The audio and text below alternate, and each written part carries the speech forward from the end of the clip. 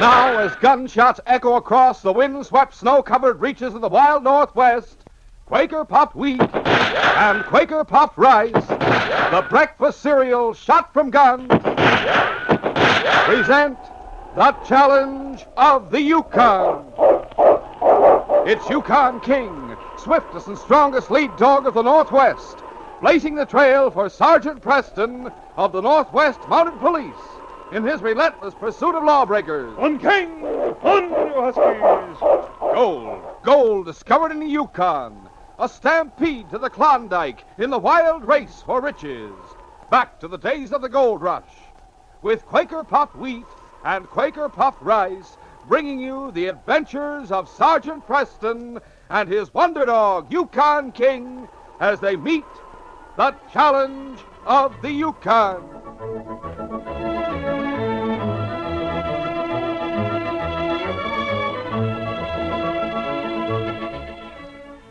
Like skyrockets that shoot into the night, now you see 'em, now you don't. Yes, when you pour out a bowl full of swell-tasting Quaker Puffed Wheat or Quaker Puffed Rice for breakfast, add milk or cream and your favorite fruit, now you see 'em, now you don't. So crisp, so tender, so tempting, they disappear in a flash. For luscious, nut-like flavor, you just can't beat rice or wheat shot from guns. They're the one and only Quaker Puffed Rice and Quaker Puffed Wheat. And you get them only in the big red and blue package with the smiling Quaker man on the front.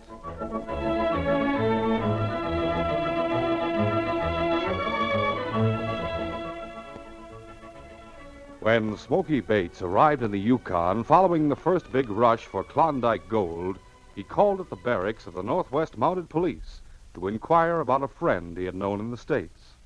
He was interviewed by Sergeant Preston. I just arrived, Sergeant. Maybe you could give me some information. Gladly, if I can. What is it? Do you happen to know a fella named Lane? Davy Lane? Does he have a son named Jimmy? Yep, that's him. I guess I'm in luck, huh? I know them both. Last time I saw them, they were prospecting for gold on Sulphur Creek. They friends of yours? You bet they are. I haven't seen the little fella since his mother died. See, that'd be, 6 years ago, come August. Oh, well, then you'll hardly recognize him. He's a fine boy. He and my dog King are good friends. I can see how any boy would like a fine dog like yours. You won't find a better dog in the Yukon. You say Jimmy and his father are friends of yours? You bet they are. I taught the boy's father everything he knows about prospecting, and just before I left the States, I heard he'd come to the Yukon. So, naturally, I want to hunt him up for old time's sake. Well, I'm sure he and Jimmy will be glad to see you. If you'll tell me how I get to Sulphur Creek, I'll shove on, Sergeant. All right. Follow the trail north for about 50 miles. And take the... 3 days later, Smoky Bates arrived on Sulphur Creek and began looking for his friend, Davy Lane. It was almost nightfall when he saw a cabin. As he approached, the door opened and a boy of 9 appeared and shouted, Help! Hey. Help! My father's dying! Hey, what's the matter, son? My father, he's sick. I think he's dying. I'll see about him, son. Where is he? As the old miner pushed into the darkened room of the cabin, he could barely see a form lying on a bunk in the corner. Hey, light the lamp, son. I can't see much of anything in here. Yes, sir. There. Now, hold it close so as I can look at you, Dad. Davy Lane. You called his name.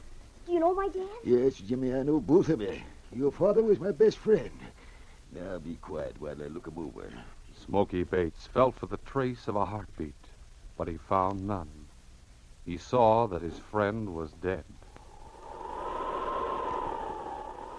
A few days later, Smoky Bates and Jimmy trudged through the snow to the village of Timberton and headed for the general store.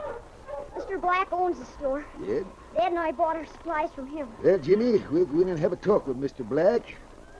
Maybe he's got the answer to what we want to know, eh? Here we are. I'll open the door. All right, go on in, Jimmy.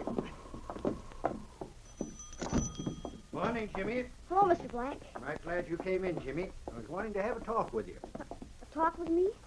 About what, Mr. Black? About going to work in my store. You know I grubstaked your dad. Yes, I know you did. That grubstake must be paid off now that he's gone. You're a strong boy and big enough to work.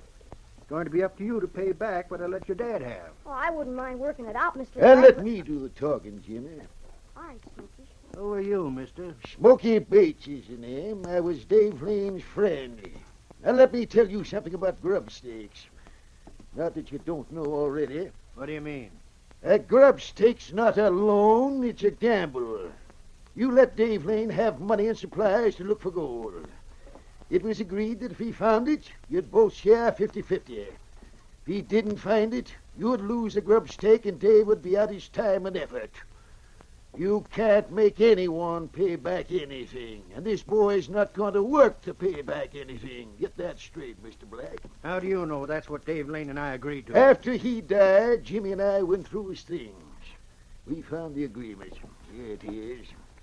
That's what we came here to talk to you about. I won't talk to you about anything. I think you will.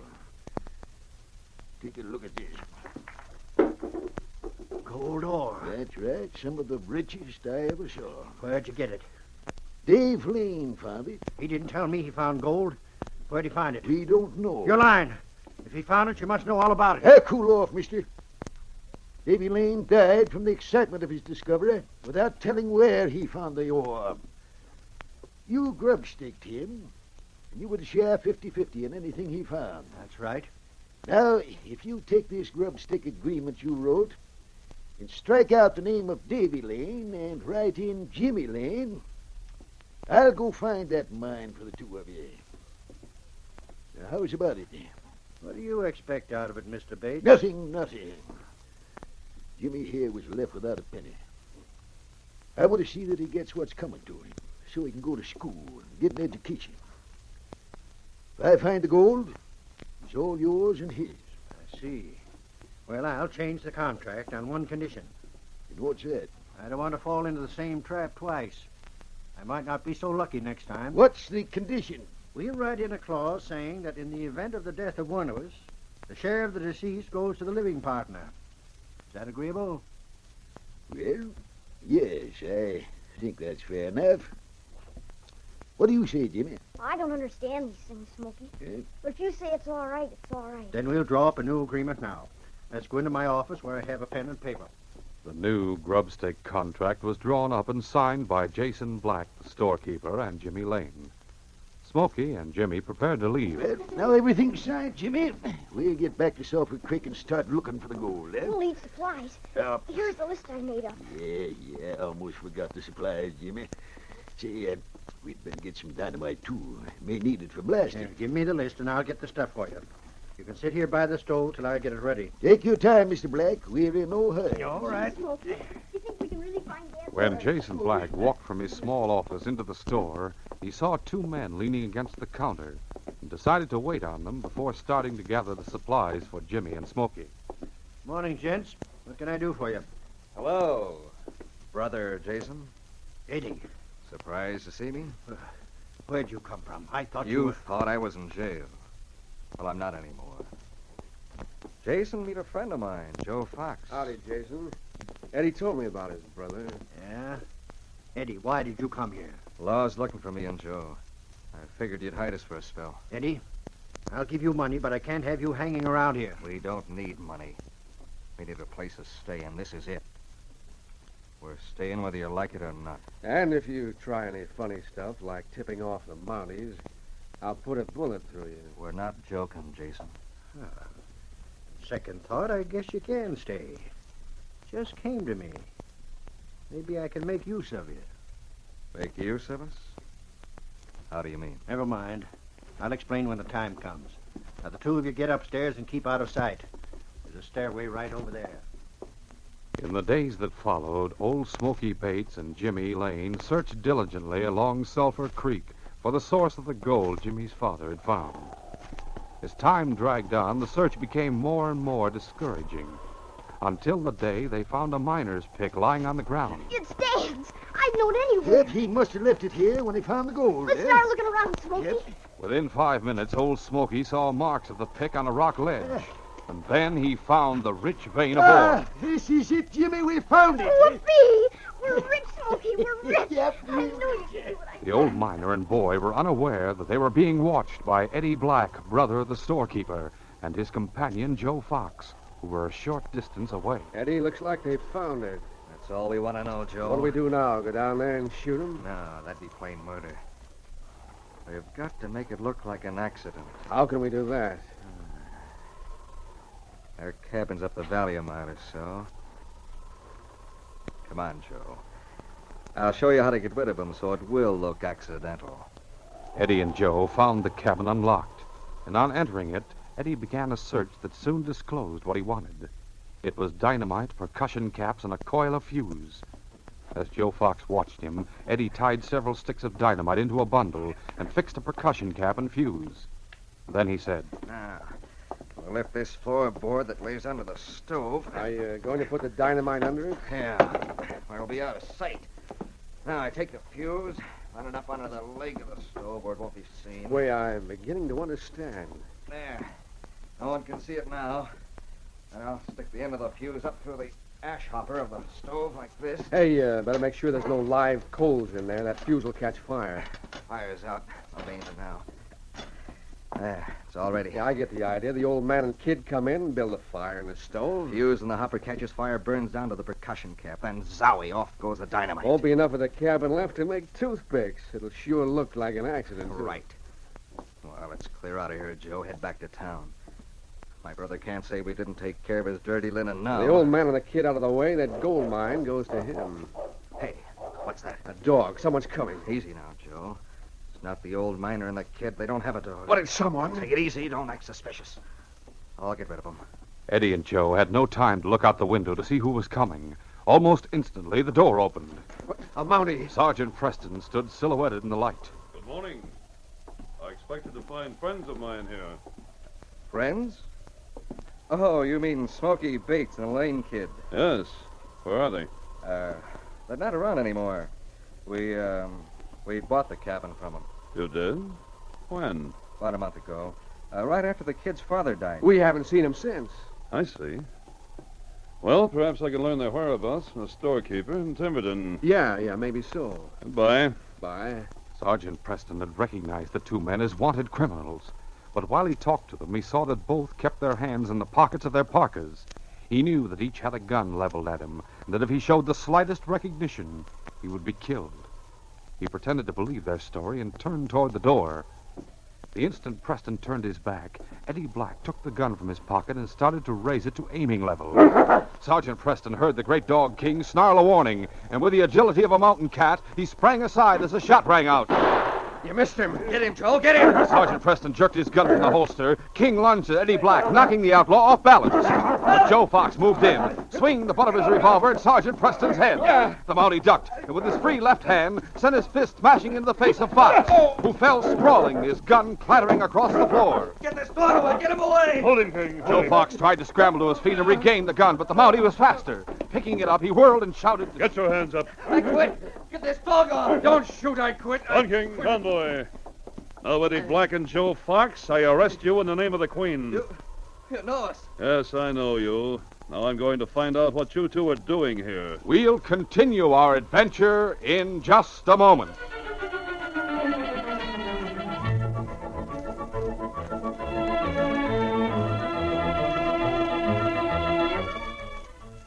Everyone loves Quaker puffed rice and Quaker puffed wheat. Rich man, poor man, beggar man, thief, doctor, lawyer, Indian chief. Yes, everyone loves delicious, ready-to-serve wheat or rice shot from guns.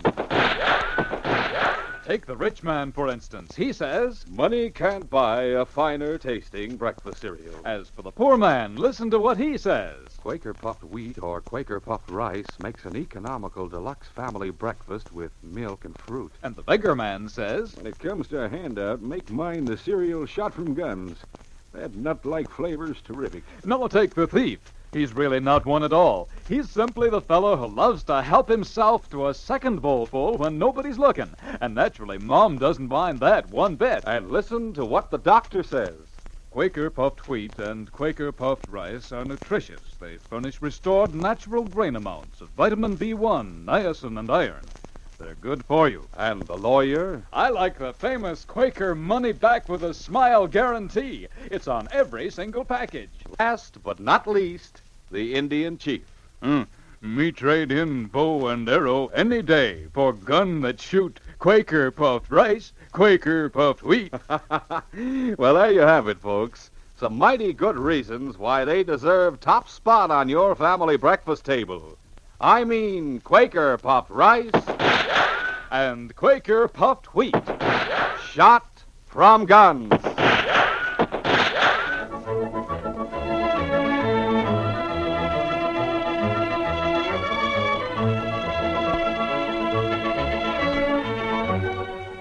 Now to continue.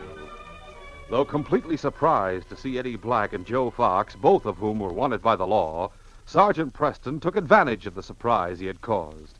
After he disarmed them, Eddie Black said, Who told you where to find us? What makes you think anyone told me? You needn't stall with us. I know who did it. It was Eddie's brother. Shut up, Joe. I didn't trust him from the first time I saw him. I knew he'd have the law on us. Shut up, you fool. Monty's got us. There's nothing we can do about it. Well, Monty, let's shove off. No sense in hanging around here arguing. Not so fast, Eddie. What were you and Joe doing here? We came to see Smoky Bates. That's the truth of it. Where is he? I don't know. He wasn't here when we arrived. Me and Joe were getting ready to leave when you came. What'd you come here to see him about? Nothing important. Anyway, now that you've arrested us, it's not important. I'm not so sure you're telling the truth. I think I'll have Smoky take a look at you. Maybe he can explain what you came for. Watch them, King. What are you going to do, Monty? Build a fire in the stove? What, build a fire? What for? We're not cold. Smoky Bates must be prospecting somewhere in the valley. If he sees smoke coming from his cabin, he'll come back to investigate. Or maybe we can find him ourselves. Cold in here. I'll just touch a match to the stove, and I'll tie you two. If the smoke doesn't bring him, I'll go and look for him. But Get over there, both of you. Stand in that corner. Watch him, King, so they can't jump me while I build this fire. As Sergeant Preston prepared to light the fire, the prisoners exchanged glances. They knew that soon after the fire was started, there would be a devastating blast. Fear gripped the outlaws as the Mounties struck a match. The fire was going. There. As the Mountie got to his feet, a puff of smoke came from the ash hopper. The fuse to the dynamite was burning. What's the matter, King? Sergeant Preston didn't realize what was happening, but Yukon King had smelled the acrid fumes of powder before. He forgot the prisoners. In a great bound, he leaped at the stove, and his great white fangs tore at the iron leg with a viciousness that amazed Sergeant Preston. King, what's the matter with you fellows? Run, Joe, run! Get out, Eddie. We'll all be killed. Stop! Hold her, I'll fire! As Eddie and Joe bolted for the door, Preston whipped out his 6-gun. But before he could pull the trigger, the great dog King threw all of his weight against him in an effort to force him to the door in safety. King, down, King! What's the matter, boy? You let him get away. Then Preston saw a thin stream of blue smoke curling out from under the leg of the stove and caught the scent of burning powder. Outside, boy!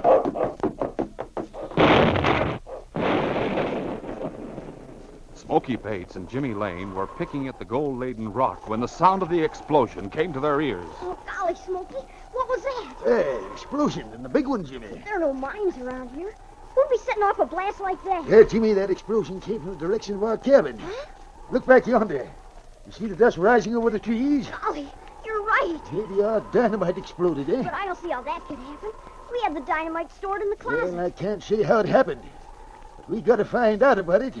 Drop your tools and let us go, huh? All right, come on, hurry, boy. Meanwhile, Eddie Black and Joe Fox were picking themselves up from the frozen ground to which they had been knocked by the blast. As they did, they looked back. The cabin. Eddie, the cabin's not there. It's gone. What'd you expect? There was enough dynamite in there to blow up a mountain. Yeah. Where's the Mountie, Eddie? On the ground yonder where the dog is. See? Yeah, I see him now. Wonder how he got out. He was blown out by the blast, I guess. Must have reached the door when they started after us. We better make sure he's dead before we leave. Yeah. If we had our guns, we could put a few bullets in him from here. Now, the guns disappeared in the blast. We'd never find them. Look out for that dog. But we gotta make sure the Mountie's dead. Tell that to the dog. I mixed with that critter once today. It's enough for me. We'll head back to Timberton. No one but Jason knows we were here. I want to have a talk with him. You may be right about him sending the Mountie after us. Come on, let's go. As the two outlaws hurried back to Timberton, Smoky and Jimmy hurried to their cabin. Smokey, the cabin's gone. Yes, I figured it would be, Jimmy. Hurry. Hey, there's a dog. He Yeah. sees us. Hey, Jimmy, there's a man lying on the ground. Yeah, I see him. I know that dog. It's King. Yes, and that man on the ground must be Sergeant Preston, eh? Yeah, that's right, it is. Looks like he was killed. Take it easy, Jimmy, while I find out for sure. Help me lift him up, eh? He's alive. Thank goodness. Sergeant Preston soon recovered consciousness, and Smoky Bates and Jimmy Lane plied him with questions. When his mind had cleared, he told them how he had come on Eddie Black and Joe Fox in the cabin. And then he asked, Why would they want to kill you, Smoky? I don't know. I never saw him in my life. Neither did I. Who are they, Sergeant Preston? Outlaws, Jimmy. They broke out of prison recently, and we've been looking for them. They knew the dynamite was in your cabin. They tried to persuade me not to build a fire in the stove, and they ran from the cabin at their first opportunity. It sure mystifies me. I don't have an enemy in the world. Do you know a man named Black? You mean in Tiverton? Yes. Well, Jason Black is the storekeeper there. That's right, Sergeant. Why? He's Eddie Black's brother. His brother. Yes, I guess that's the brother Eddie was speaking about. I thought the brother had tipped me off where to find them. That means Jason Black knew they were here. Yes. Now I get it. Yes, sir, I see it all now. See what? Jason Black's Jimmy's grub staker. If he killed Jimmy, and me, of course, the mine would belong to him. What is this? Well, it's this way. Jason Black drew up a grub staker agreement. when Eddie and Joe reached the village, they took great care to see that no one observed them as they entered the rear door that opened into the office of Jason Black's store. Quietly, Eddie shut the door behind them. He's out front. Now we can get a couple of guns before we call him in. How'll we do that? He keeps them in his desk here. I saw some the other night. Yeah, 3 of them there. Give me one. There. Make sure it's loaded. All right. Eddie Black gave one gun to Joe Fox and pocketed another for himself. Then he took the third gun, emptied its chamber, and replaced it in the drawer. Now, if that brother of mine did try to double-cross us, I think you'll tip his hand. Call him in here. Yeah. Jason? Oh, Jason. Yeah? Eddie wants to talk to you. When the storekeeper entered the office, he sensed that something was wrong. What's wrong? The old man and the kid found the mine today. They found it? Where? West of their cabin, about a mile up Sulphur Creek. Did you take care of them? Yeah. Just like you suggested I do it. To make it look like an accident. Good. But of course, I'll have to wait for proof that you did it before I carry out the agreement. Someone will report it soon. We don't want to wait. We want our money right now. That's right, Jason. There's a Mountie in the woods, and we saw him. And we're clearing out now, so give us our cash. I see. Well, let me get the keys to my safe. Where are they? In the desk here. Right here. Stand where you are. Hey, what's the idea of drawing on us, Jason? Pulling a gun on your own brother. It's a double cross like I suspected. You don't think I'm fool enough to let you two live? You'd bleed me for the rest of my life. With both of you dead, that gold in Sulphur Creek will be mine. All mine. I outguessed you, Jason. What do you mean? I emptied that gun before Joe called you in here. You lied. Pull the trigger, see if I lied. It's not loaded. No, but this one is. No! A double crosser, he got what was coming to him. Go in the store. Lock the front door while I go through the safe. Wait. Someone just came in the front door of the store. Let's see who it is. Holy smoke, it's the Mountie. Get your hands up. Catch a gun, Joe. Before either man could shoot, Preston dropped to the floor. Shoot, Joe! And ducked behind the bulletproof log counter that ran along the east wall. While Joe and Eddie fired from the protection of the little office, the Mountie crept forward, crouching. Our bullets won't go through those logs. He's getting closer all the time. A couple of seconds and he'll be near enough to fire right into this office. My gun's empty. That's my last shot. We gotta get away. Come on. Back door's unlocked, Joe. Let's run while we got the chance. Yeah. Hey, look, it's Smokey and the dog. Yeah. Take care of the dog, Eddie. I've got the old man. Oh, Jimmy, get back. Sergeant Preston moved into the fray, his fists swinging, and Joe and Eddie soon realized for the second time that day that the Mountie was more than a match.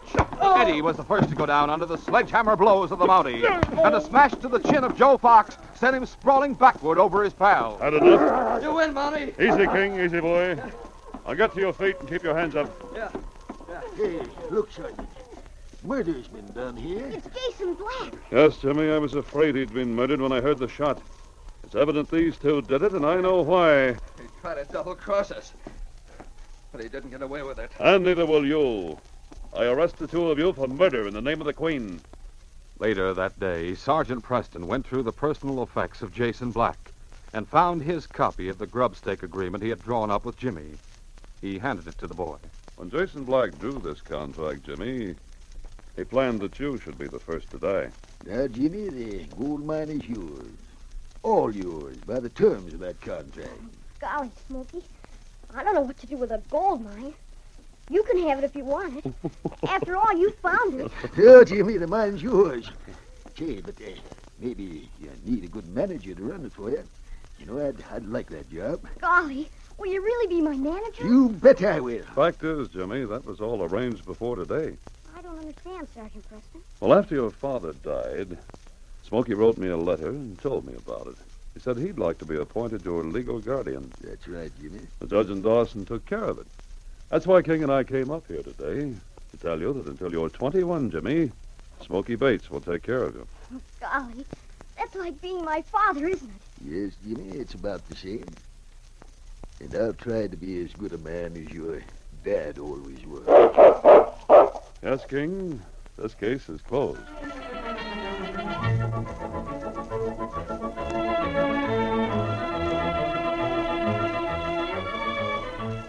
In just a moment, Sergeant Preston will give you a preview of Wednesday's adventure. Yippee! Ride 'em, cowboy! Yes, sirree. Little wonder many a top-action Hollywood movie star goes for a breakfast of Quaker puffed rice or Quaker puffed wheat. These king-size, ready-to-serve premium grains of rice or wheat are shot through and through with nut-like flavor. Pack a man-sized taste wallop. Ah, they're good for you. They're shot from guns. Yes, actually exploded up to 8 times normal size to make 'em crisp and tender. Tomorrow, sure, enjoy this breakfast treat. Quaker puffed rice or Quaker puffed wheat. Remember, they come only in those famous big red and blue packages with the smiling Quaker man on the front. He's your guarantee that you have the original, crisp, fresh Quaker puffed wheat and Quaker puffed rice. Shot from guns. They're never sold in bags or bulk. Listen Wednesday when Sergeant Preston and Yukon King meet the challenge of the Yukon in the case When Thief Catches Thief. When a United States Marshal came to Whitehorse to pick up a prisoner, I sensed that something was wrong, but I didn't suspect the dangerous turn of events that took place when I joined them for the trip back to the border. Slick Hobbs arranged that King and I to be separated so that he could deal with us one at a time. And the deal Slick offered was death. Be sure to hear this exciting adventure Wednesday. These radio dramas, a feature of the Challenge of the Yukon Incorporated, are created by George W. Trendle, produced by Trendle Campbell Enterprises, directed by Fred Flowerday, and edited by Fran Stryker. The part of Sergeant Preston is played by Paul Sutton. They are brought to you every Monday, Wednesday, and Friday at the same time by Quaker Puffed Wheat and Quaker Puffed Rice, the breakfast cereal shot from guns.